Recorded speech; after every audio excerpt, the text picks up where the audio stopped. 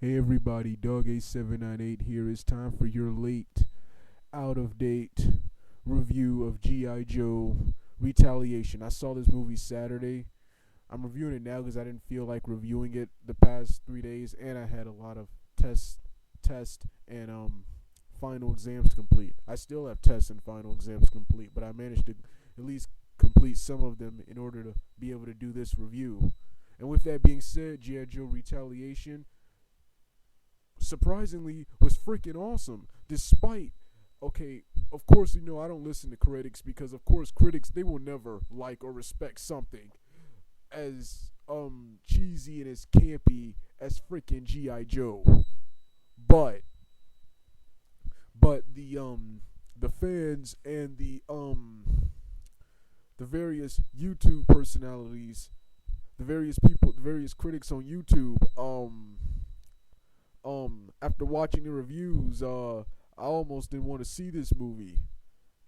After watching several of their reviews, I didn't think this movie was gonna be any good from what they were telling me. They were telling me, of course, which is what I hated when I read it on Wikipedia, is that most of the cast and characters from the first film, like Baroness, played by Sienna Miller, Ripcord, played by Marlon Wayans, General Hawk, Gun Ho, played by Brendan Fraser, who you saw briefly in the first film, and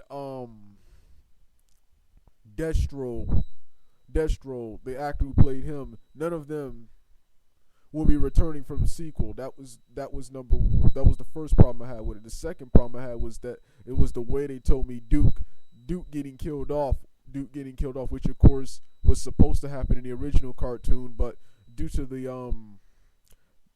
the parental backlash they got from trying to kill off Optimus Prime, Duke, I think it was reckoned to him being in a coma. But in this film, after hearing that Duke got killed off and the way he got killed off, I didn't think this movie was gonna be that good. And from what I saw in the trailers, the action and stuff looked good, but from what I saw, it seemed like it was gonna be one of those movies where they would take a movie, film it with the crappiest script ever, but in order to distract from the crappy script, they're gonna get a bunch of top caliber actors and star power to distract from the bad script. Luckily, when I went to go see this movie did none of that. This movie was, while in my opinion being hit and miss as a GI Joe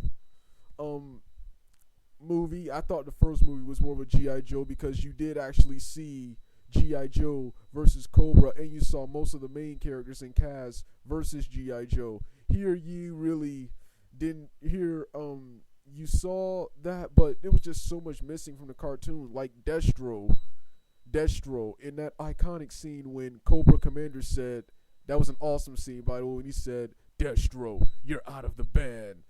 I like that. That was an awesome quote, but I hated it because Destro was out of the band when, if you watch the cartoon, Destro was Cobra Commander's right hand man. I think all the Cobra Commander people get killed off, with the exception of Storm Shadow and Cobra Commander himself. And Storm Shadow, they don't tell you how he survived the fall into the ice and water in the first movie. Another thing, and then, but this was still an awesome movie. It had everything a GI Joe cartoon. It had everything, in my opinion, the GI Joe cartoon had. Good writing, complex missions, characters whining and complaining why they have to do missions, highly advanced technology, all the stuff you saw in the cartoon, except in the movies, people actually die. Like I said, I don't know much about G.I. Joe. I just know the Sunbrow cartoon. And this movie was surprisingly awesome. This movie was freaking awesome. The only thing, all the cast members were great. Even The Rock, he was awesome in this movie. Rock is better here, surprisingly, than he is in WWE nowadays. Even though I did love his stuff with CM Punk. Bruce Willis, I thought Bruce Willis would be useless in this movie because a lot of people are big fans of Bruce Willis. I like Bruce Willis too, but I really haven't watched or cared much for his work. I've only seen him in Die Hard 4, which was pretty good. But But he was surprisingly awesome in this film. I thought he was gonna suck in this movie. They also, another thing I didn't like was, of course, Duke, the way he got killed off. Duke, surprisingly, it wasn't as bad as I thought it was. From what critics and people were describing, they said Duke got killed off in a way where nobody cared.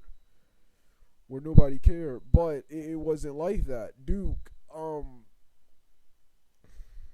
saved Flint and died like honorably. So, and the characters did care a little bit. Another thing I didn't like about this film was the replacement of Duke with Flint. He was awesome in this movie because he didn't have that accent. But I thought Flint was one of the most annoying characters to ever be put in a G.I. Joe cartoon. He has that annoying accent, and it's just hard to listen to. But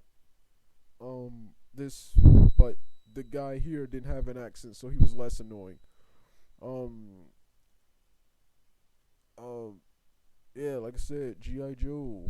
That's really all I gotta say about it. The only other thing I didn't like about this movie is that this movie had the same problem I had with Transformers: Revenge of the Fallen and Star Wars Episode 1: The Phantom Menace. Is that while the writing and plot is good, I don't understand what the hell was going on. Okay, Transformers 2, the writing was not good, but the plot, I didn't understand it. I didn't understand what the hell was going on, but I was entertained for the whole 118 minutes I was watching this film. This movie was awesome, and I can't wait. And if they want to make a sequel to this movie, go right ahead.